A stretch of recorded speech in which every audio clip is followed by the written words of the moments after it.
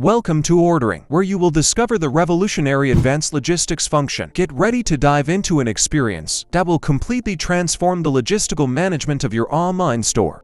The objective of advanced logistics is to automatically assign a group of orders to the most optimal driver to deliver everything in time based on the delivery criteria your company works with. To activate your advanced logistics, you have to go to your dashboard.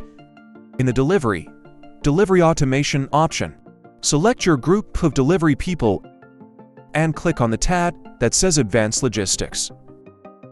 The advanced logistics process begins with the trigger, which means that if the order is in one of these two status, accepted by business, or ready for pickup, the advanced logistic process begins. The first process that must be configured in advanced logistics is group orders, where the orders will be grouped based on the criteria you select on this screen. Use times for pickup and delivery points. If you want even more accuracy, once the technology has grouped your orders, it decides your process of drivers auto-assignment. You have 5 different ways of working. Choose the one that best suits your business or create a personalized one that best suits what you need, based on the conditions in which your fleet works. In this option, set a maximum number of orders your delivery people can handle simultaneously.